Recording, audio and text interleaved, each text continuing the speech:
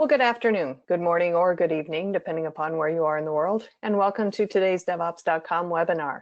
I'm Charlene O'Hanlon, moderator for today's event, and I welcome you.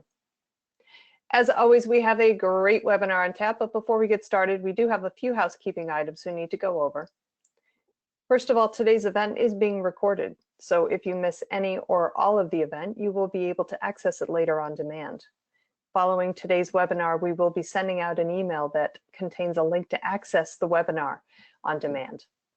And we are taking questions from the audience. So if at any time during today's presentation you have a question for our two panelists, please don't wait, don't hesitate, just use your GoToWebinar control panel and submit your questions, and we'll try to get to as many as we can near the end of today's webinar. We'll also have two polling questions during today's webinar, so please, hopefully we can get everybody involved in that and answer the two polling questions. And then finally, at the end of today's webinar, we are doing a drawing for 3 $50 Amazon gift cards. So please stick around. Hopefully you'll be one of our 3 lucky winners. All right, with that, we'll kick off today's webinar, which is Observability in Java, getting started with OpenTelemetry. Easy for me to say. Our speakers today are Katy Farmer, who is Developer Relations Manager at Lightstep, and Ted Young, who is Director of Open Source Development at Lightstep. Welcome to you both. Thanks for joining me today. Thank you for having us. Awesome. Well, I'm going to turn it right over to you, Katy, and put myself on mute, let you get to it. Thank you so much. We are happy to be here, and thank you all for joining us. I hope you're well and taking care of yourselves. We're going to be talking a little bit about OpenTelemetry and observability and just a splash of Java for you all today too. So let's hop right in. I'm Katy. I am Developer Relations Manager. You can also see sometimes I'm called a Developer Advocate. Basically, my job is to be an expert, in this case, Lightstep and OpenTelemetry, and to make sure that you know how to use the tools. So if you have questions, I am out there on the internet available to help. I've been at Lightstep a relatively short amount of time, since the beginning of this year.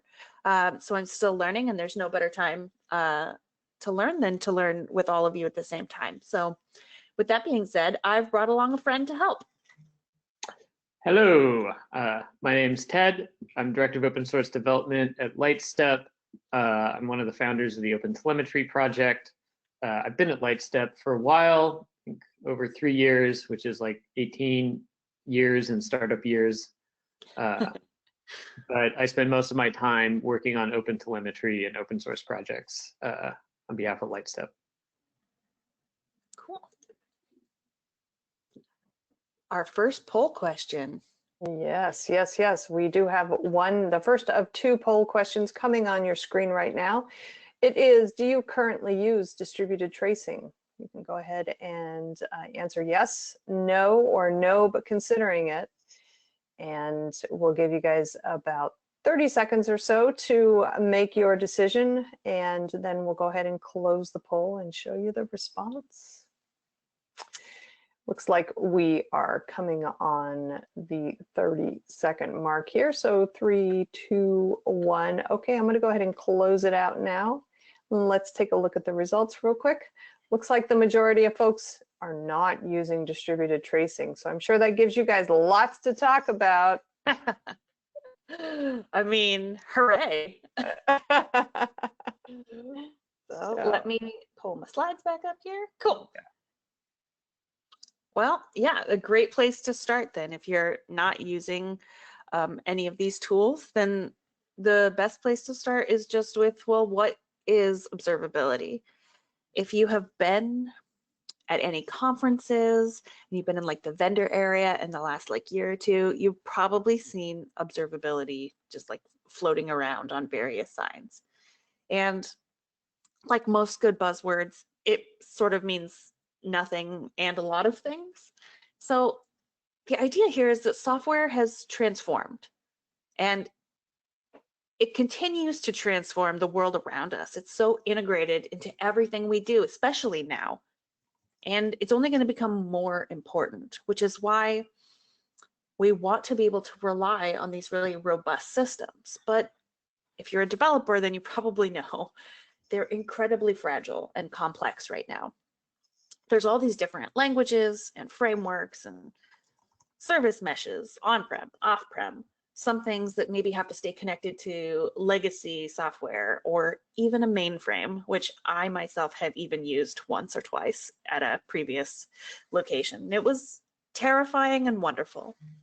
But there's also just like all these layers of architecture with these hidden dependencies, and any one of them could be responsible for some kind of incident, right? So that's why observability and monitoring are so massively important in making a business successful.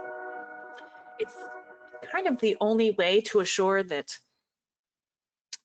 some quality control can exist and that people and developers can get back to what you actually want to do for a living, not just fixing things, but actually developing and building really cool things. So being able to successfully identify regressions and errors across all of the complexity presented in these systems is extraordinary, right? I mean, isolating issues upstream, downstream from a single service is really challenging across a distributed environment. Every problem that starts out easy gets more and more complicated in a distributed environment. That's why, I mean, well, this is sort of like what Lightstep was built to do, is to sort of address this problem. So let's talk about a couple definitions of observability, because I find it takes a couple to really have it sink in.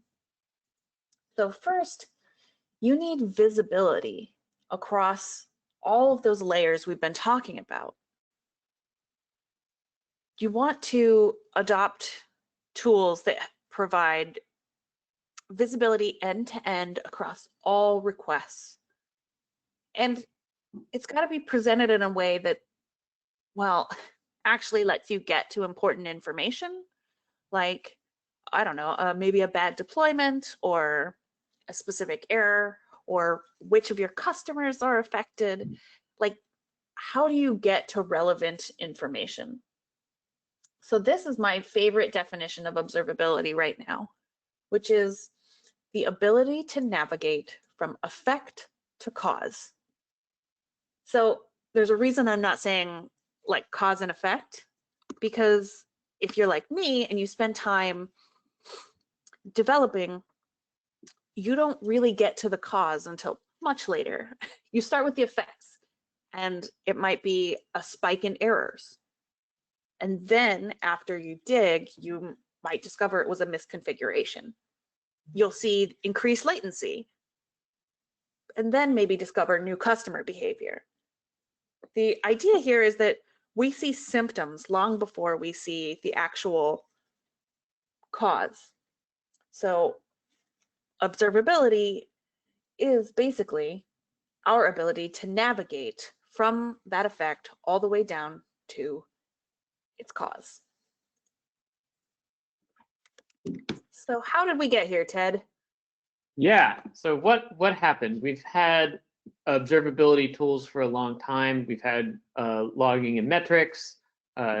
Certainly since the 90s, I feel like the tools I've been using haven't changed that much. So what happened recently to cause these existing tools to be insufficient?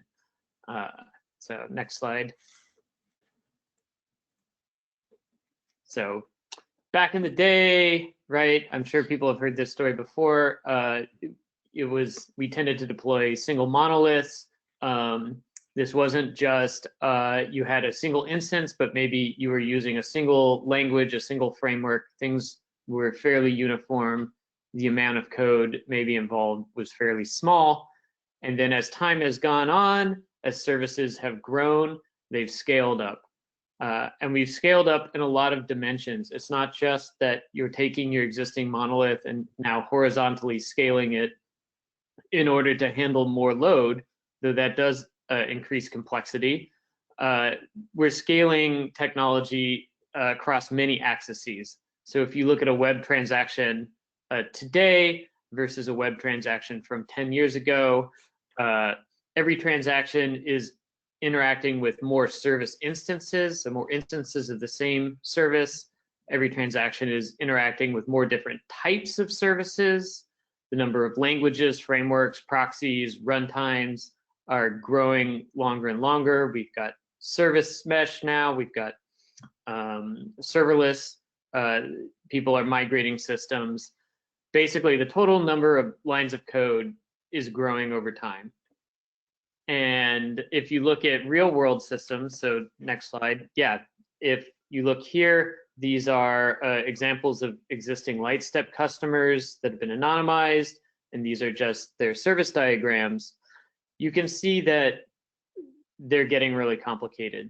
And even a monolith today isn't really a single service, right? People say they have a monolith, and lo and behold, they've got something running with a proxy, with a web cache, a CDN might be involved, multiple databases might be involved. So even something that's quote unquote a monolith is actually a cluster of services. And this change reached a tipping point where your average web request is now hitting more than 3 services. And when you're at that point, it becomes hard to just look at one service and understand what is going on in the entire transaction. So that kind of situation is what we're starting to call deep systems. Yeah, I think that's you can sort of see through those, diagrams, just how complex some of these can be. And there are a lot of ways for complexity to increase, like you were saying, Ted. I mean, there's maybe just adding more hardware to fix a problem, or maybe you can solve it with more like cloud services or what have you. But what we're talking about are deep systems, which look exactly like that last slide. So basically what that means is it's not just a distributed system, right? It's also deep, and we call them deep systems because their dependencies are the dependencies that are sort of natural in these multi-layered architectures, they lend themselves to like extreme lack of visibility. Everything is a little confusing, and it's really difficult to figure out when, what, and why things are broken or slow. You could work at any one of the layers you see on this slide, right? So maybe you work only at the very top of this pyramid. Maybe you just work on client APIs, but changes you make can roll out all the way to affect a managed service. That's something you are now responsible for that you can't really control. So when we talk about deep systems, what we really mean are systems that are complex in new ways, where these layers of dependencies make it difficult to find out what's going on. Another poll. Hooray, we have another poll. We're going and launching it now. What is your biggest pain point for monitoring performance? You can select from too many tools and tool training, service dependency visibility, performance incidents, or deployments. Go ahead and make your selection, and we'll give you guys about 15 seconds longer to make your selection, and then we'll close the poll out, take a look at the results. While you guys are doing that, I do want to remind the audience that you do have plenty of time to submit your questions, but you can do that at any time. Just use your GoToWebinar control panel and submit your questions. And hopefully we'll get to as many as we can during the question and answer period. Okay, looks like we are just about there. So I'm going to go ahead and close out the poll now and take a look at the results. Looks like the majority are experiencing the biggest pain point in service dependency and visibility, but too many tools and tool training is a very close second. So there you go. That's fascinating. Right. And I think pretty relevant to what we're talking about, Ted, right? Like this idea that I like that it's sort of a tie between the two. Also, like, there's too many tools and the training is really hard, but also it's hard to see. So this is great news. Ted, do you want to take over and tell them one possible solution to those problems? Yes, so I've been dealing with this issue of systems that are too large to observe with traditional observability tools for a long time. So I joined a project that was originally called OpenTracing that sought to be a new standard. Another project called Open Census started around a similar time with similar goals, and everyone in those communities started collaborating to the point that we decided to merge the projects so that we could really truly have a standard rather than just two competing projects. So when it comes to too many tools, we went from 2 tools to 1 tool. So that's helpful. And also just FYI, OpenTelemetry is backwards compatible with OpenTracing and Open Census. So if you are using one of those projects today, you can migrate to OpenTelemetry without any kind of breaking changes happening to you. So that's also important to us. But the main point of OpenTelemetry is to be a one-stop shop for observability. So it's just a single set of everything you would need to actually observe your system from the telemetry standpoint. So just to clarify the boundary of the project, this is everything you would need to install in your system for observability to work. Once you get to the point of analyzing the data coming out of the system, that analysis system, OpenTelemetry doesn't ship with an analysis system. The idea is we want to standardize what the data looks like, but actually analyzing that data, that's an area where there's just a lot of innovation going on. And that's where you would plug in a tool like Lightstep. There's some open source equivalents as well, but obviously Lightstep's the tool that we prefer. So OpenTelemetry works with basically every major observability system out there. All of the large vendors in the space have adopted it and are actively building the project. So it's really got broad support in the observability community. But just to explain why OpenTelemetry is different from, say, prior tools, it really comes down to context propagation. So if you look at this diagram of a deep system, and then you imagine a single transaction, say a web request from a user coming in, you can see how this transaction would propagate through this system, eventually touching some leaf nodes at the bottom, say several databases. So if you want to know what's going on in this transaction, the first issue is finding the relevant data. I'm sure people have had this experience trying to debug large systems where the first really difficult task is just filtering and scoping the amount of data you're looking at to just the relevant data. And as systems grow in size and complexity, as they become more distributed, it becomes harder and harder to do this scoping. There's just too much noise, you know, looking for logs in all of your logs, just like looking for a needle in a stack of needles.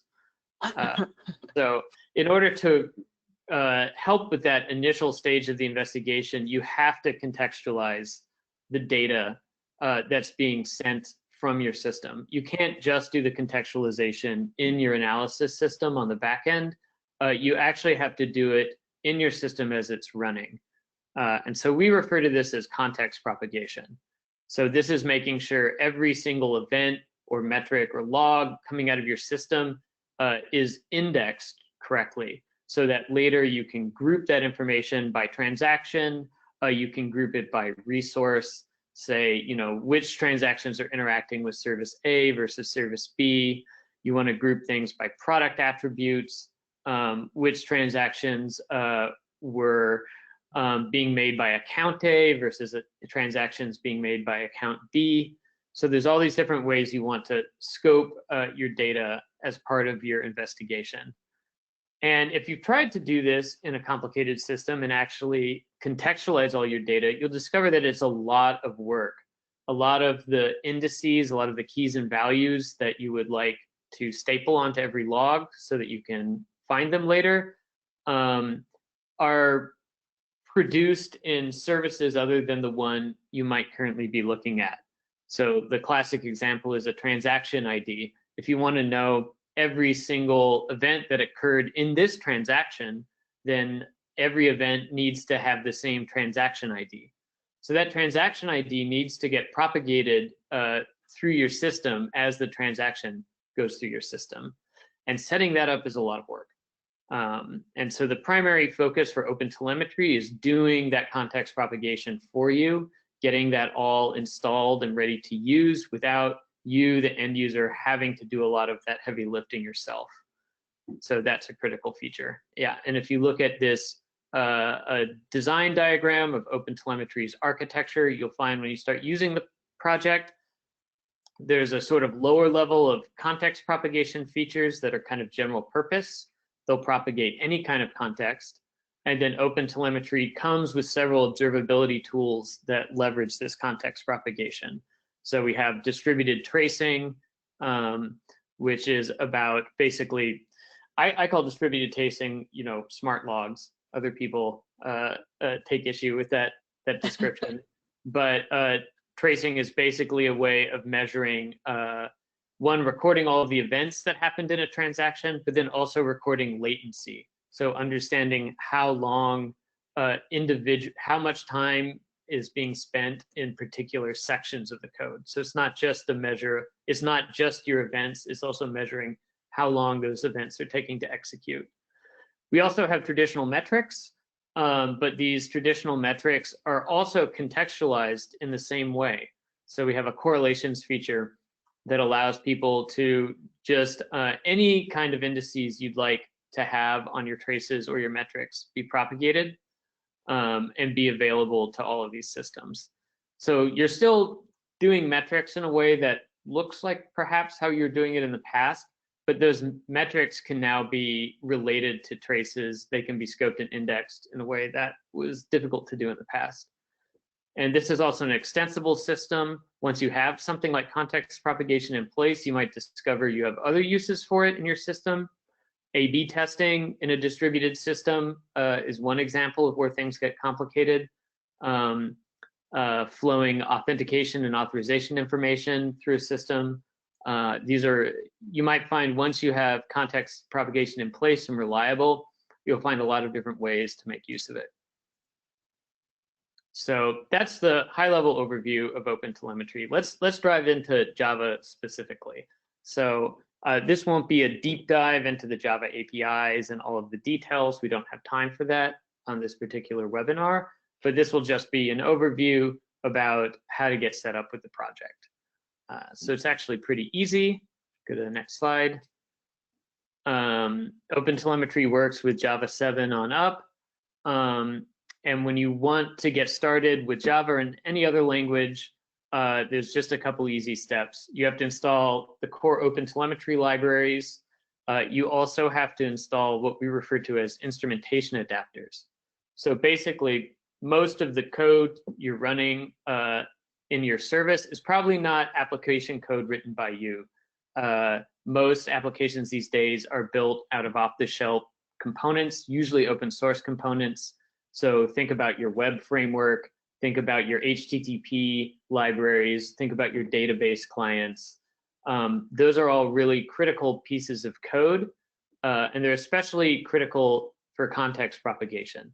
So if you're trying to propagate context, you need to have OpenTelemetry installed in everything that's managing your code. So your HTTP library that's making requests to the next service needs OpenTelemetry installed into it, so it can inject that context propagation. Your web framework, which is handling which application code is being written, is being executed, sorry. That code needs to have all of this context and tracing set up within it so that you as the application developer don't have to worry about that so much. So OpenTelemetry comes with instrumentation adapters that will need to get installed in order for it to work. Finally, you need to configure all of this, and then in some cases you do need to actually decorate your application code, but we'll get into those details. So how do you do this in Java? Well, luckily Java has the Java agent pattern, which automates all of this. and that's really great. We refer to this as auto installation because in languages other than Java, it's not generally referred to as an agent. But since we're on a Java call, we can just say agent. So the OpenTelemetry Java agent can be found at the OpenTelemetry Auto Instrumentation Java project. The link to it's in the slide. And I've just pasted the default kind of configuration options. So the following line of just like attaching your Java agent jar to your application, that's good enough to get going with OpenTelemetry. So that's a critical feature. If you want to get started with OpenTelemetry, you should be able to just install the agent, and then you'll start propagating traces and be able to see data in your backend. You don't actually have to start with instrumenting your application. So next slide. And so these are the library adapters we currently have for Java. You can see we've got a pretty deep bench of support already. And this comes from the fact that even though the OpenTelemetry project just went into beta yesterday, so it's OpenTelemetry itself feels fairly new, it's built out of prior art from these existing projects. So we've already been working on this project for several years, so it was very easy to port over all of our existing support to OpenTelemetry. If you're interested in general in finding what's supported by OpenTelemetry, the website has a registry. We're in the process of adding a listing for every single library and plugin in the OpenTelemetry ecosystem. So check that out on the website. That's a good place to go to find out what kind of support is available. Okay, so configuration. So what configuration options do you have to think about, even when you're using some kind of auto installer like a Java agent? And there's really two primary configuration options when you're setting up a telemetry system that you have to think about. One is your propagation option. So if you're going to be propagating this context, there are actually a couple of different standards available out there for doing this. They all work well. The critical thing here is you have to pick the same one in every service. So if one service is configured to use the new W3C headers that have in the process of being standardized, but it's trying to talk to another service that's only expecting B3 headers, then context propagation will break. So this is the most common configuration error that I see, is having broken context propagation because different services are configured with a different propagation option. So luckily we're trying to standardize this so there are less options. There's a W3C working group that I've been a part of for several years. So we are adding official tracing and context propagation headers to the W3C. They'll probably get baked into the browsers, and you'll see them getting baked into other off-the-shelf pieces of software. The other piece of configuration information that's critical is your exporters. So this is where and how are you sending data out of your system to your backend. And of course, there are a couple of options here. If you're talking to Lightstep, we have Lightstep exporters in every language, so you can send data directly to Lightstep. There's also the OpenTelemetry collector, which is sort of a proxy or middleman piece of equipment. And that's useful if you're trying to have some, like a sort of control plane for where you're sending this data. OpenTelemetry has a native data format called OTLP. And so you would use that if you're talking to the OpenTelemetry collector. So I would say when you're thinking about exporter options, your first question is, do I want to run the collector? If so, you want OTLP. Otherwise, if you're talking to Lightstep, you just want to use our Lightstep exporters. There is also a warning I'll put here, which is OpenTelemetry does offer some sampling configuration. Some systems rely on sampling, some backends rely on sampling in order to function, but just to clarify, Lightstep is not one of those systems. Katy, I don't know if you have any color on why Lightstep doesn't require sampling.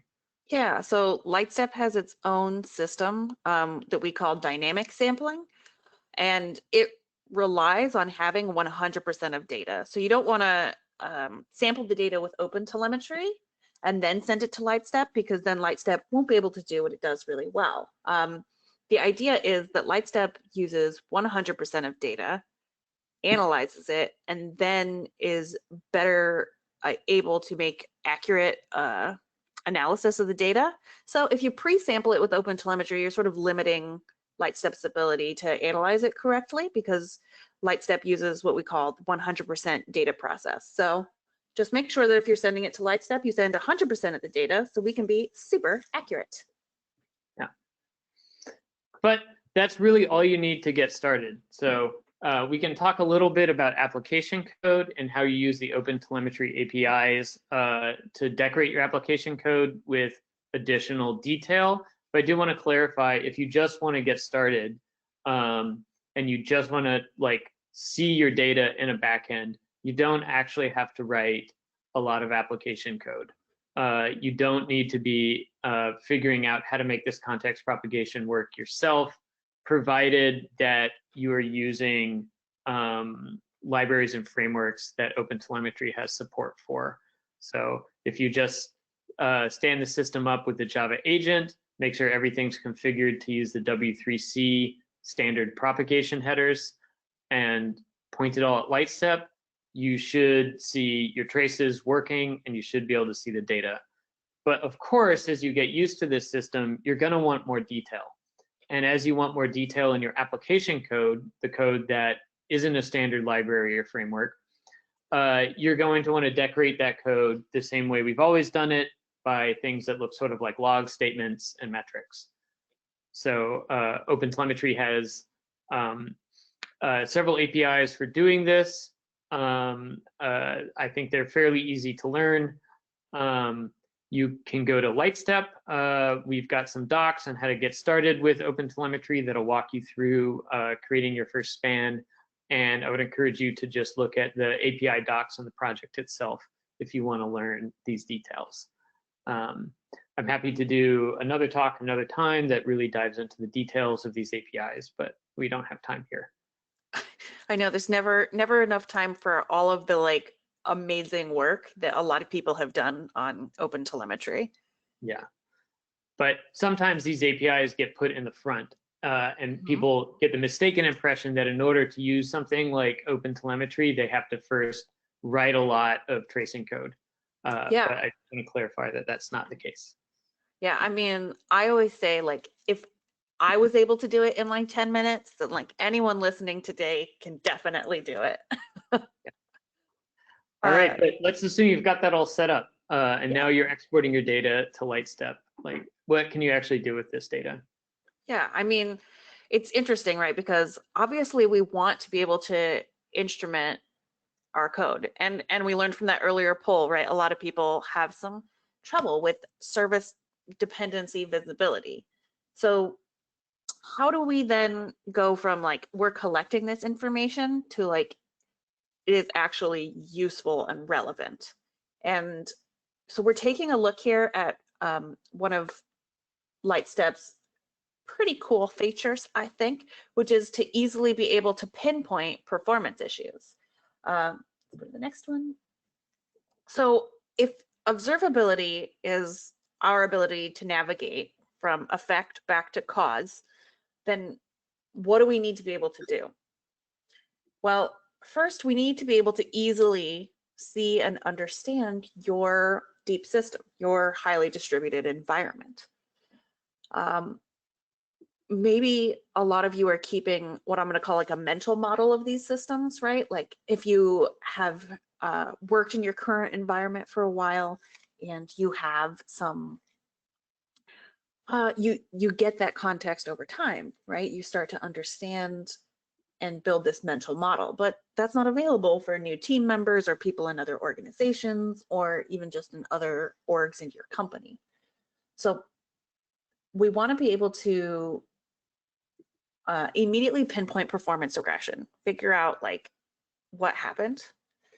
You want to be able to enable developers to ship with confidence. And this is like kind of a marketing point, but also when I like really thought about it, I liked it more and more, because as someone who was like new not that long ago, like your first, deployment, you don't want to be a scary experience. And if there's something wrong, You want to know as quickly as possible. So the next 2 points are that we want to enable easy sharing of information and to keep context, which I think is really related to what Ted was talking about earlier. The same way that we want context propagation through our like traces and instrumentation, we want to be able to keep context with the information available in Lightstep too. Because I don't know if you've ever had someone like, let's say like interrupt you, ask you a question about a problem or an error that they have. That context switch is like, it's hard for all of us, right?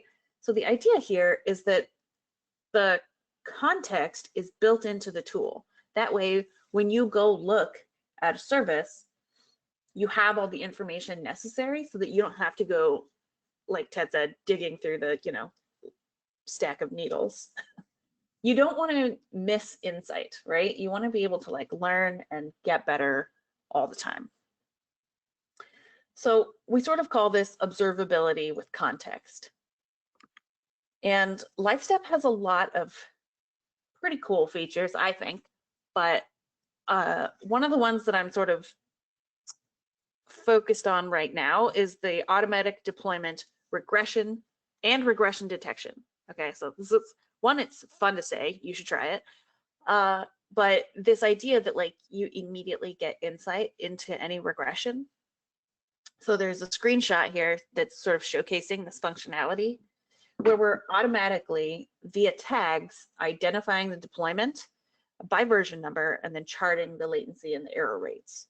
So then you can easily investigate regressions, compare versions to see the performance differences in operations, tags, traces, what have you. So then you can investigate all the way down to the log and error message. And then you can like view these detailed inter-operational diagrams to sort of like, again, keep that context and understand like what is being affected.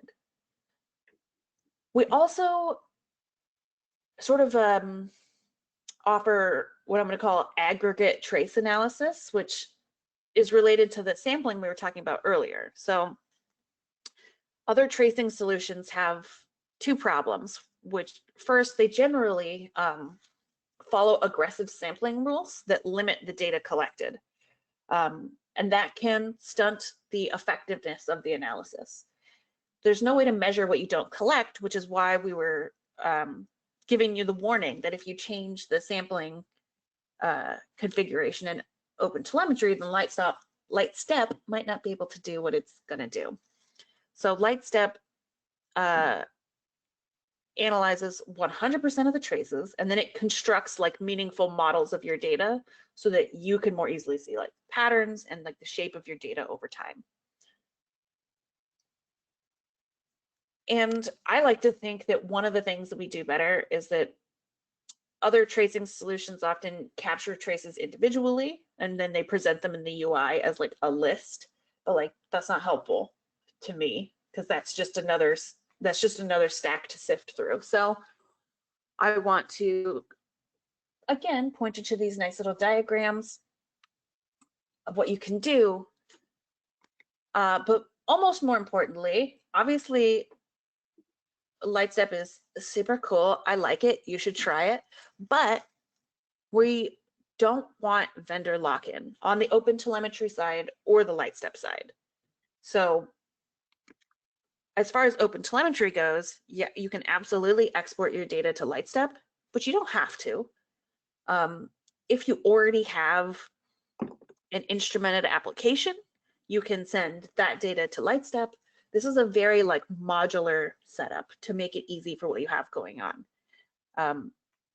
The point where Ted said you could sort of get going, like up through sort of that SDK configuration portion, you should be able to right then start sending data to Lightstep. But you could also, just like do a console log and print out some traces and be happy. Like the way to sort of understand your data is simply to get started.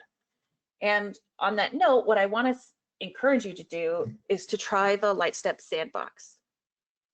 One of the things that kept me from maybe understanding and doing a really good job like researching these observability platforms is that you can't just use them, right? They usually require this, highly distributed deep system for you to understand. But at Lightstep, we understand that you need more than that. So we made this sandbox. I am in love with it. Basically, you work through a scenario. So you sign in and you see exactly what it's like to go find a root cause analysis. So like go through that process and see what it's like in Lightstep. I am just like big fan, can't say enough about it, just because it helped me understand system visibility better, to be able to play with data that's not yours and doesn't make you sad because nothing's actually broken. So I think you should get started with the Lightstep sandbox, but this is where we usually stop and do the questions. So let's do questions. Awesome. Yeah, if you have a question for either Katie or Ted, sorry about that. That's all right. Go ahead and use your GoToWebinar control panel and submit your questions. Let's go ahead and dive right on into what we have. We've got a ton of them in so far. Let's see, do you have some benchmarks or results between tracing versus distributed tracing, and with which tools you achieved? Between tracing versus distributed tracing, I'm not quite sure I follow that. I think maybe the question refers to tracing as in something like dtrace, like a system like our kernel tracing. Distributed tracing does have more overhead than something like kernel tracing, but distributed tracing is not used for like fine-grained microanalysis like you would be using kernel tracing for. So the kind of timing and latency information you want to get out of distributed tracing is very coarsely grained. So you want to know on the level of, say, components. So within this service, was all the time being spent in the database client or in the controller or in rendering the view? It's not on the level of like how many syscalls were made inside of this function. Okay. All right, great. Let's see, if you want to get clarification on that, Florian, go ahead and just submit a follow-up question. Okay, next question. How much will OpenTelemetry affect performance? That is a good question. The project just went into beta, so it's in its early days. So we have not yet done any performance analysis or overhead, though. Given that it's based on existing work, unless there's a bug, I don't expect the impact to be above, say, 4% of total systems usage. There is an interesting feature here, I will say, which is there's kind of a bimodal distribution when it comes to observability users. There's people who want a framework that's very flexible, so they can install a lot of plugins, tee their data off to a lot of different systems, do a lot of different kinds of things with the data. And there's other people who want a system that has no features, it's just purely tuned for performance. And we haven't built this yet in OpenTelemetry, but because of the way the system is architected, it's very plug and play. So you can take all of your OpenTelemetry code and then plug in a different SDK to actually process that data. So if you come up with a more performant implementation, you can swap that in without having to re-instrument your code or change what kind of data protocol you're using. And one concrete example of that is a C++ implementation. So for languages like Python, for example, rather than having a Python SDK using foreign function calls to bind to the C++ OpenTelemetry project. That work is kind of underway, so that's not something available yet. But this is something we did do at Lightstep as an example in Python. So you can look at the Lightstep Python streaming tracer, takes the Open Tracing API, and then binds it to our Open Tracing C++ implementation. And the performance there is really incredible. So I do believe it will be possible to get really good performance out of OpenTelemetry in the long run. In this early beta stage, though, I would say for like highly performant systems, you would want to measure it and be a little careful. All right, great. Next question. Can correlation through IDs join incidents from effect into a common cause? They can.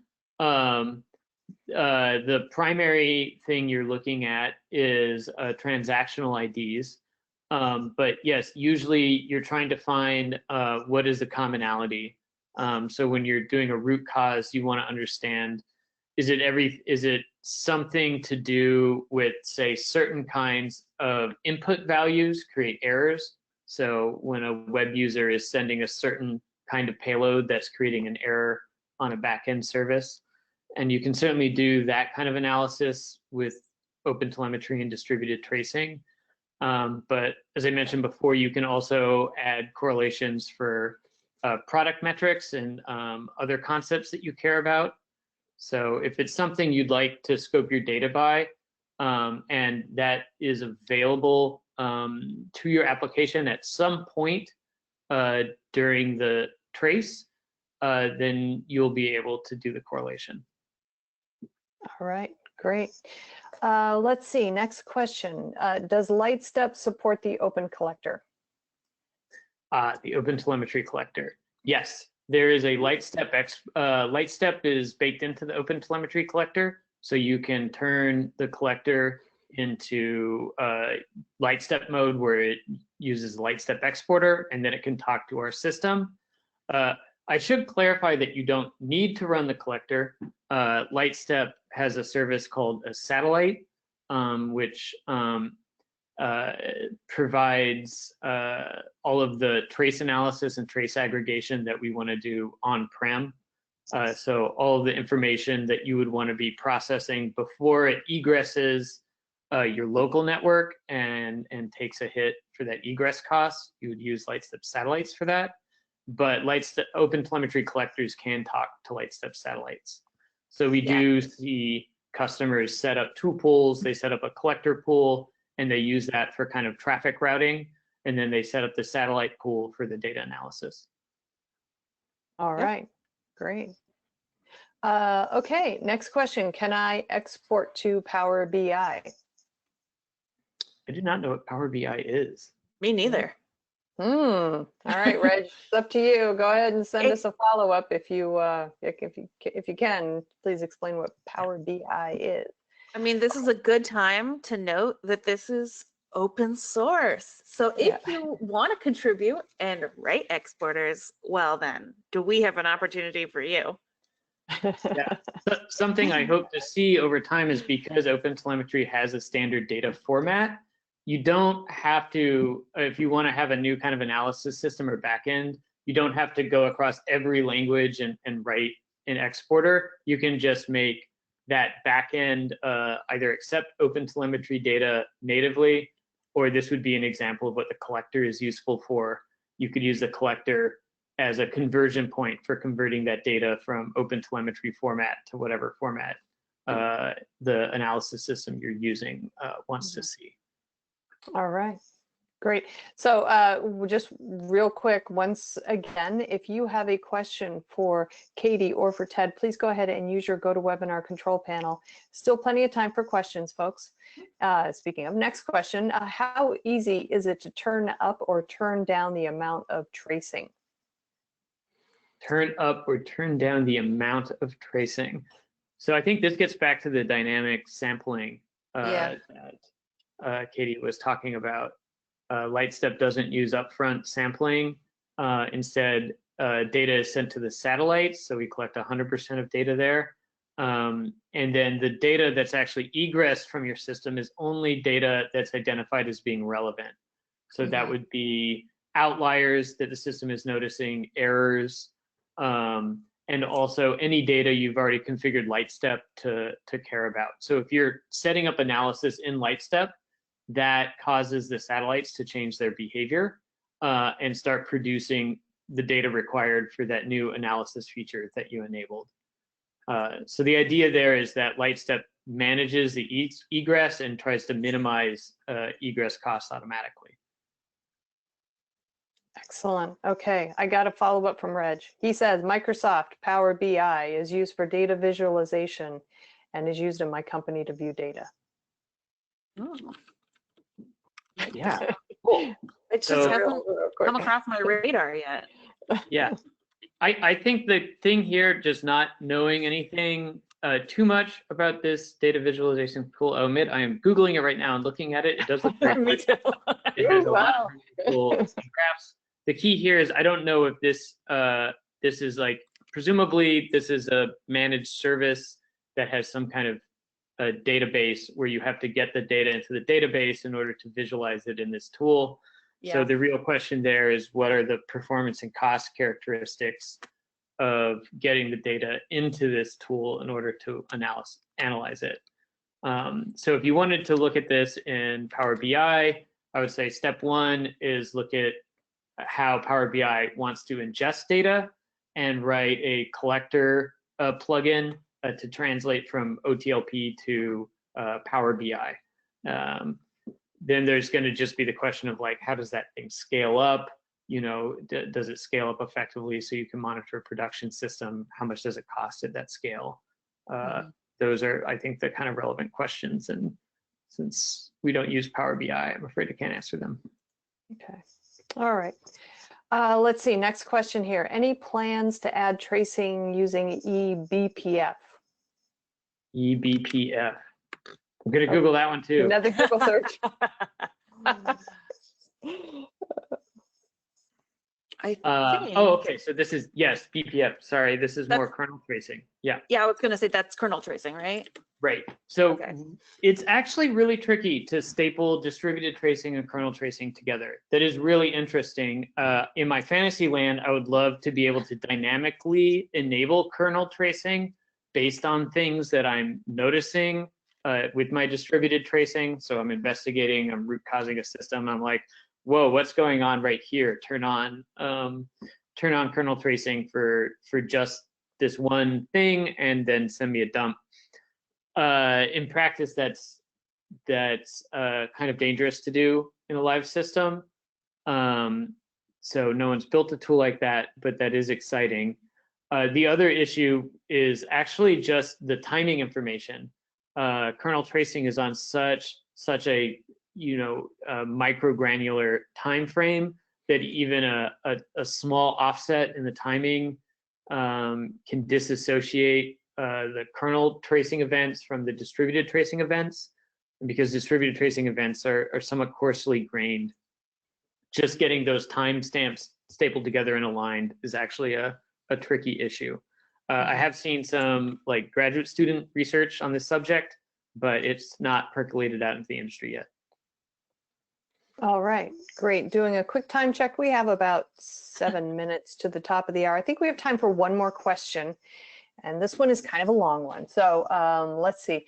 With Java, VM operates on top of VMs or similar hypervisors.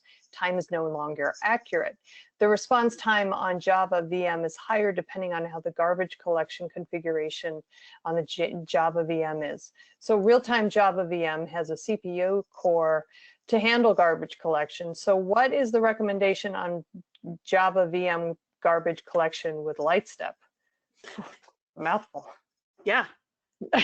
Well, I don't think we can make suggestions about how you tune it, but there's certainly the question of like wanting to know, is this latency caused by resource contention, or is this latency caused by algorithmic complexity? So in other words, something's taking a long time. Is that intrinsic to the operation that's happening because you're just stuck in a very long for loop? So it's just core complexity versus incidental complexity, or is the issue that this code might run fast, but if you are running lots of other code at the same time and you're contending for resources, then you're seeing latency as a result of that contention. And garbage collection pauses are a great example of resource contention. Another good example would be queuing, waiting for a lock. So my code would be fast, except other code is contending for the same resource. So we're all queued up behind this lock. And you can see some of that information in OpenTelemetry. This is where having the sort of metrics that are monitoring things like CPU and memory and GC events, being able to correlate those with the transactional traces that are flowing through those systems. That's definitely a core competency of this new project. I think it might take a little bit of time for that to move from features OpenTelemetry has to features that analysis systems are providing. So I'm not sure if people are providing things like GC analysis yet with OpenTelemetry, but in the future, you'll definitely be able to do that. And I do want to note too, someone really kindly put the link to this in the questions, but one of our engineers, Alex Boaton, is giving a talk on eBPF plus OpenTelemetry at Cloud Native Rejects, which is a virtual conference. And I think it's happening live tomorrow. But yeah, you could always tune in there, and I'm sure there'll be recordings of it in the future for more of a deeper dive. Yeah. All right, great. Thanks for pointing that out, Katie. Okay, we're about 4 minutes to the top of the hour, so unfortunately we do have to close out the question and answer period. I do want to thank everybody who did submit questions, and if we didn't get to your question, please, I'm sorry, first of all, sorry we didn't get to your question, but please know that the folks at Lightstep will be getting a copy of all of the questions, so please be assured that somebody will be following up with you offline to get your question answered. And also, I know I said at the top of the hour that we would be doing a drawing for 3 $50 Amazon gift cards. So without further ado, let's go ahead and do that. Woohoo! Woohoo! Our first winner today is Herb P. Congratulations, Herb. Our second winner today is Lauren K. Congratulations, Lauren. And our final winner today is Miguel Z. Congratulations, Miguel. We will be following up with you guys offline after today's webinar via email to get your Amazon gift cards to you. So please check your email. Take a look for that message. Also want to remind the audience that today's event has been recorded. So if you missed any or all of the event, or if you just want to watch it again, you'll have the opportunity to do so. We are going to be sending out an email in about an hour that contains a link to access the webinar on demand. So you can always check it out. You can also find it on the devops.com website. It will be living there as well. So just go to devops.com/webinars, look in the on-demand section, and it should be right there waiting for you.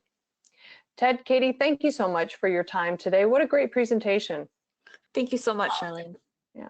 So such a good information. I know, judging from the number of questions we got, you know, the audience got a lot out of it too. So also want to thank the audience for joining me today. This is Charlene O'Hanlon, and I'm signing off. Have a great day, everybody. Stay safe. See y'all. Bye.